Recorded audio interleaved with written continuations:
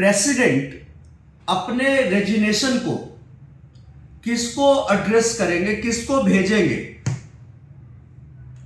मतलब कि अगर भारत के राष्ट्रपति को, जो कि द हाईएस्ट कॉन्स्टिट्यूशनल अथॉरिटी है, number 1 citizen of the country है, अगर भारत के राष्ट्रपति को अपने रेजिग्नेशन को देना होगा तो किसको रेजिग्नेशन देंगे? Under Indian constitution, to whom the president addresses his resignation, किसके नाम से रेजिग्नेशन लिखा जाएगा, किसको एड्रेस किया जाएगा?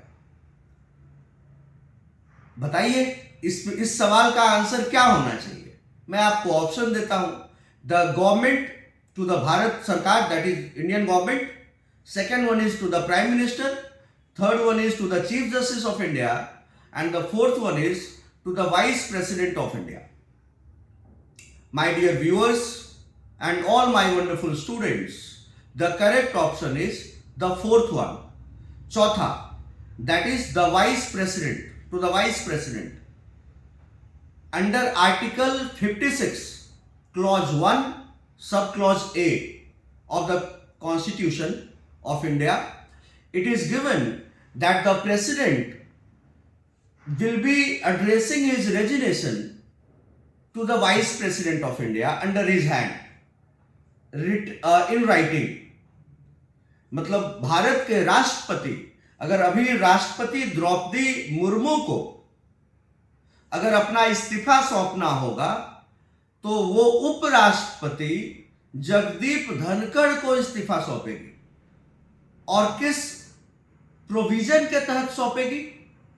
दैट इज अनुच्छेद 56 clause 1 sub clause A, that is under article 56 clause 1 सब clause A। मैं बार बार आपको जब भी बताता हूं तो उसका आर्टिकल भी बताता हूं, या फिर कोई भी मान लो कॉन्ट्रैक्ट का है, आईपीसी का, तो सेक्शन भी बताता हूं, क्योंकि आपको एग्जैक्टली ये भी पता होना चाहिए कि किस प्रोविजन में ये दिया गया है, कोडिफाइड है तो किस लॉ के तहत, किस आर्टिकल के तहत, किस सेक्शन के तहत ये दिया गया है।